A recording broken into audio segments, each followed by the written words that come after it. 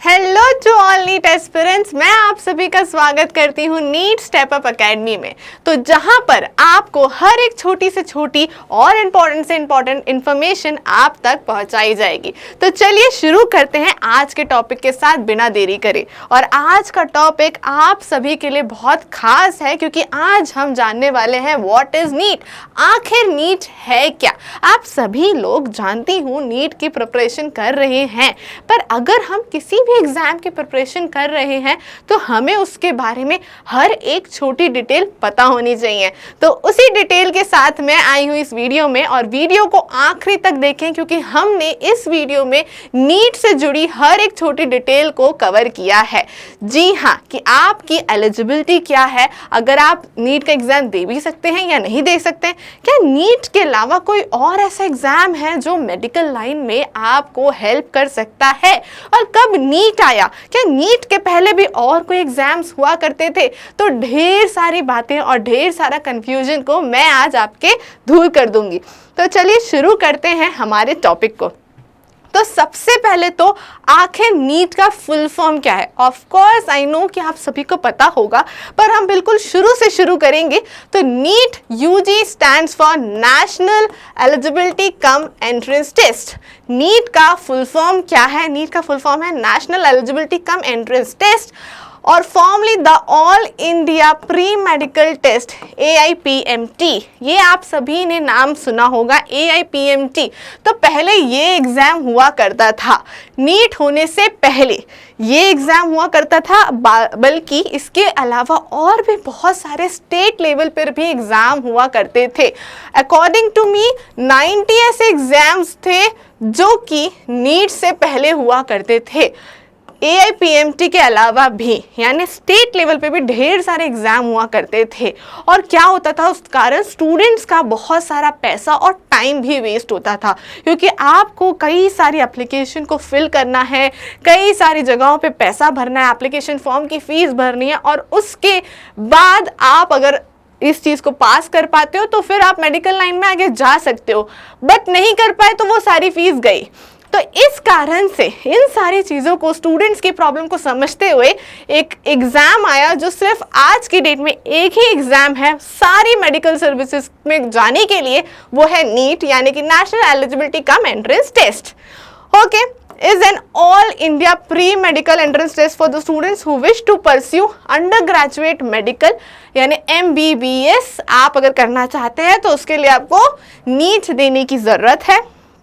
Okay, और भी सारी चीज़ें होती हैं, जैसे कि BDS यानी बैचलर्स ऑफ डेंटल सर्जरी। अगर आप डेंटिस्ट बनना चाहते हैं तो भी आपको नीट का एग्ज़ाम देना ज़रूरी है, प्लस BAMS, BUMS, BHMS यानी कि अगर आप होम्योपैथिक डॉक्टर बनना चाहते हैं या आयुर्वेदिक डॉक्टर बनना चाहते हैं तो भी आपको नीट का एग्ज़ाम देना ज़रूरी है। तो अगर आप नीट का एग्ज़ाम देते हैं तो आप इन सब डिग्री में अंडर ग्रेजुएट हो जाते हैं। Clear? And courses in government, आपको पता है दो तरह की इंस्टीट्यूशंस में आपको एडमिशन मिलता है, one is government and another one is private institutions. तो दोनों ही इंस्टीट्यूशन में आप एडमिशन पा सकते हैं। Obviously most of you want admission in government colleges. I know कि हम सब एम करते हैं गवर्नमेंट कॉलेजेस का, right? Now and also to those intending to pursue primary medical qualification abroad में जाना चाहते हैं तो भी आपको ये एग्जाम देना पड़ेगा। ओके, तो ये बिल्कुल बेसिक इन्फॉर्मेशन हो गई कि क्या क्या डिग्री आपको मिलेंगी, कैसे कैसे आपके एग्जाम होगा, एग्जाम का फुल फॉर्म क्या है और पहले कितने एग्जाम्स होते थे। ओके, तो ये बेसिक नॉलेज होना बहुत ज़्यादा ज़रूरी है। अब नेक्स्ट क्या है? To create an umbrella or single entrance exam for all medical aspirants in India, NEET is conducted। पहले जैसा कि मैंने बताया 90 एग्जाम्स होते थे, स्टेट में अपने अपने एग्जाम्स होते थे, तो यू आर वेरी लकी कि आप उस टाइम पे नहीं थे, और अब आपको सिर्फ एक ही एग्जाम देना है विच इज नीट। चाहे कोई भी आपको मेडिकल लाइन में जाना हो तो you just have to give NEET exam. Okay, so NEET कौन कंडक्ट कराता है? नीट कंडक्ट कराता है NTA which is national testing agency. तो NTA जो है वो कंडक्ट कराता है एग्जाम जो है NEET. Okay, Earlier, AIPMT used to be conducted by CBSE for the selection of the candidates for the admission into medical courses. तो पहले जैसे कि मैंने बताया PMT exam pre medical test हुआ करता था फॉर दोज जो कि मेडिकल कोर्सेज के लिए इंटरेस्टेड हैं। कौन कंडक्ट कराता था उसे? CBSE central board of secondary education conduct कराता था। और अब आ गया नीट, वो कौन कंडक्ट कराता है? NTA कंडक्ट कराता है। कब आया NEET? In 2013 AIPMT and other similar undergraduate level medical entrance examinations were replaced by NEET। तो 2013 में रिप्लेस हुआ है। तो जितने 2013 के पहले के बच्चे थे उनने इतने सारे एग्जाम्स के फॉर्म भरे होंगे और एग्जाम दिया होगा, और अब 2013 के बाद से बच्चों को सिर्फ एक ही एग्जाम देना है, वो है नीट, जिसकी प्रिपरेशन आप सभी लोग डॉक्टर बनने के लिए कर रहे हैं, राइट। नेक्स्ट चीज यहाँ पे आपको स्क्रीनशॉट ले लेना चाहिए। मैं यही कहूँगी फटाफट से स्क्रीनशॉट ले लें, क्योंकि ये एक इम्पॉर्टेंट इंफॉर्मेशन है आपके लिए। क्योंकि कौन कंडक्ट कराता है क्लियरली लिखा है, नेशनल टेस्टिंग एजेंसी, जो कि अभी हमने डिस्कस किया। ऑफिशियल वेबसाइट, यहाँ पे आपको ये जो वेबसाइट है, ओके, डबल टिक कर रही हूँ मैं, ये वेबसाइट पे आपको सारे कट ऑफ, मेरिट लिस्ट, सभी कुछ यही मिलता है, which is www.nta.ac.in। Okay, next exam level. ये एग्जाम लेवल कैसा है? ऑल इंडिया लेवल है। यहाँ पर सभी इंडिया के सभी स्टूडेंट्स को हक है इस एग्जाम में बैठने का। Exam type under graduate, you get the under graduate degree which is MBBS, right. Okay, accepted by medical and AMP dental college in India.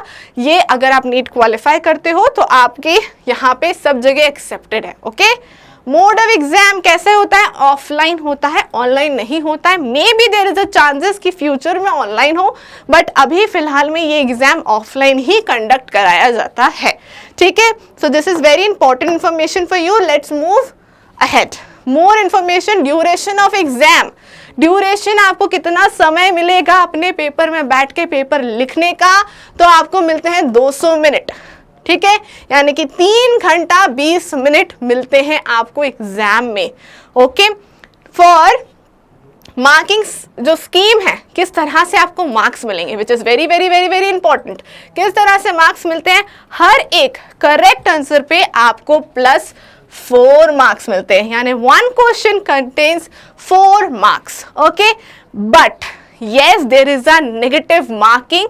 अगर आप लोग को नहीं पता है तो तुक्के तो कभी नहीं मारने हैं, बिकॉज नीट के एग्जाम में नेगेटिव मार्किंग होती है और 1 नंबर कट जाता है अगर आप आंसर गलत मार्क करके आते हो तो। क्लियर? सब्जेक्ट्स बहुत सिंपल है, फिजिक्स, केमिस्ट्री, बायोलॉजी, ये आपके सब्जेक्ट रहते हैं।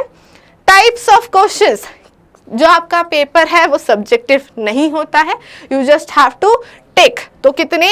आपका जो ऑब्जेक्टिव टाइप पेपर होता है और इसमें से 4 ऑप्शंस होंगे, एक आंसर सही होगा, वो सही आंसर आपको ढूंढना है, ठीक है। तो इस तरह का आपका क्वेश्चन पेपर रहता है। टोटल मार्क्स, कितने मार्क्स का पेपर होता है? 720 नंबर का पेपर होता है, 720। और 720 में से अगर आपको गवर्नमेंट कॉलेज एम करना है तो फॉर अनरिजर्व्ड कैटेगरी आपको कम से कम 550 से, it already depends on the cut off पे ही डिपेंड करता है, बट 550 से तो ज़्यादा चाहिए ही चाहिए। अगर आप कैटेगरी में आते हैं, OBC हैं, तो 500 से ज़्यादा चाहिए, एंड SC एंड ST है तो इट्स बेनिफिट्स फॉर यू, आपको चाहिए 450 से ज़्यादा कम से कम। ओके, तो this is the criteria for the government exam. और टोटल मार्क्स 720।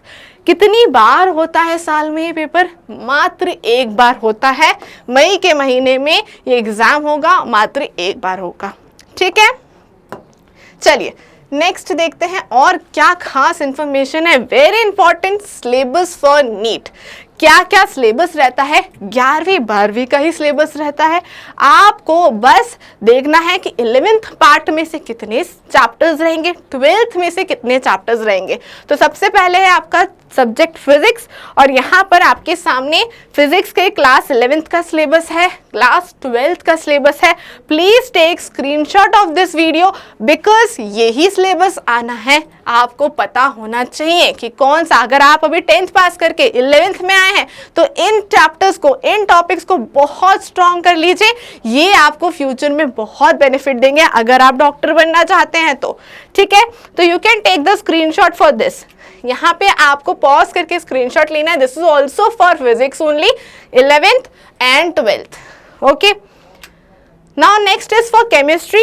सो केमिस्ट्री का 11th वाला पार्ट ये है, देन 12th का पार्ट ये है। You just have to take फटाफट से screenshot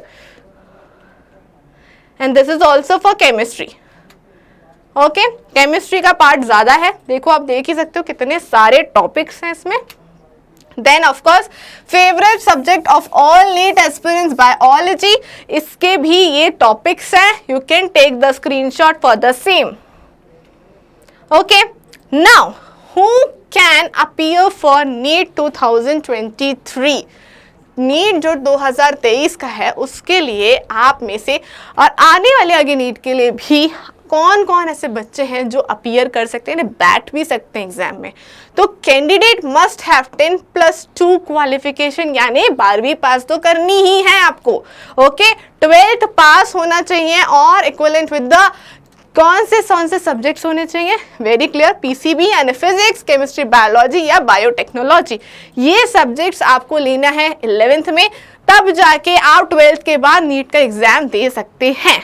and English as a core subject from a recognised board, और इंग्लिश होना चाहिए एज अ कोर सब्जेक्ट और recognised board like any state board और CBSE board. Okay okay, then next is age limit. क्या आपको पता है NEET exam के लिए मिनिमम एज लिमिट है? जी हाँ, मिनिमम एज लिमिट है 17 साल। So candidate must have completed 17 years of age, यानी 17 साल के तो होने ही चाहिए हो अगर नीट के एग्जाम में बैठ रहे हो तो। एज ऑन December 31 यानी 31st 2023 तक आप 17 साल की एज कंप्लीट कर चुके होंगे तो ही आप नीट के एग्जाम में बैठ सकते हो, which is very very important information for you. क्योंकि कई बार हम जल्दी स्कूलिंग स्टार्ट कर देते हैं और अगर जल्दी कंप्लीट होगी तो आपको 1 साल वेट करना पड़ेगा। अदरवाइज आप 17 के हो तो वेल एंड गुड, आप एग्जाम दे सकते हैं। Okay, so as per the official notification released by the National Medical Commission, the upper age limit for the NEET eligibility criteria was removed. जी हाँ, this is a good news for you। वैसे तो हमें एक ही attempt में NEET pass करना है, पर अगर नहीं भी होता तो अपर एज लिमिट तो हटा दी गई है। तो there is no upper age limit, सिर्फ मात्र आपको 17 साल का होना जरूरी है, आप एग्जाम में आराम से बैठ सकते हैं। ठीक है, ऊपर की कोई एज लिमिट नहीं है। पहले हुआ करती थी, पहले क्या हुआ करती थी? 25 साल for the general category and for the reserve category it was 30 years. तो पहले 30 साल for reserve and 25 for the general category, but अब कोई भी एज लिमिट नहीं है, आप कितनी भी एज तक एग्जाम दे सकते हैं, पर एक ही अटेम्प्ट में निकालना है। Okay, then next is NEET eligibility marks in class 12th। They are very very important. आप लोगों को भी डाउट होता है कि क्या 12th के मार्क्स मैटर करते हैं फॉर नीट एग्जाम? जी हाँ, बहुत ही बेसिक बट करते हैं। अगर आप अनरिजर्व्ड हैं तो आपको 50% स्कोर करना है, पर किसका? 3 सब्जेक्ट का एग्रीगेट मार्क्स 50% होना चाहिए, विच इज पीसीबी यानी फिजिक्स, केमिस्ट्री, बायो को एग्रीगेट निकालेंगे, मतलब total of all the subject जितने नंबर आए हैं आपके पर सब्जेक्ट में, नीचे उनका टोटल और निकाल के एग्रीगेट का परसेंटेज 50% बनना चाहिए। राइट, अगर ओबीसी, एससी, एसटी यानी कोई भी रिजर्व्ड कैटेगरी में आते हैं तो 40%, पीडब्ल्यूडी के लिए भी 40%। तो ये क्राइटेरिया है फॉर द आपके 12th के मार्क्स के लिए। ठीक है, चाहे कोई भी बोर्ड से हो, इतना क्राइटेरिया आपको होना ही चाहिए। There are no restrictions on the maximum NEET attempt limit 2023। Attempt भी आप कितने भी दे सकते हो, कोई लिमिट नहीं है, एज लिमिट भी नहीं है, अटेम्प्ट लिमिट भी नहीं है। ठीक है, clear? Okay, next is approximate seats in NEET, कितनी सीट्स होती हैं टोटल। आप एग्जाम देते हो, बहुत बच्चे बैठते हैं, लाखों में बच्चे बैठते हैं, पर सीट्स कितनी अवेलेबल होती हैं? सीट्स होती हैं 91,927 सीट्स जो है वो अवेलेबल होती हैं, जो कि 612 कॉलेजेस की, यानी टोटल नंबर ऑफ कॉलेजेस है 612 और उनकी सीट्स हैं 91,927 और इसमें से आपको भी अपनी एक सीट बनानी है, राइट, नीट क्वालिफाई करके। नीट क्वालिफाई करने के लिए मैंने बताया 50% चाहिए, परसेंटेज चाहिए आपको क्वालिफाई करने के लिए ये एग्जाम। नेक्स्ट है गवर्नमेंट कॉलेजेस, गवर्नमेंट सीट्स कितनी है? 48,012, यानी 48,012 गवर्नमेंट सीट्स हैं जिसके लिए सभी बच्चे भागते हैं, राइट। और मैंने मार्क्स क्राइटेरिया आपको ऑलरेडी क्लियर किया है। प्राइवेट के लिए 43,915 and for the BDS seats 26,949 seats available हैं।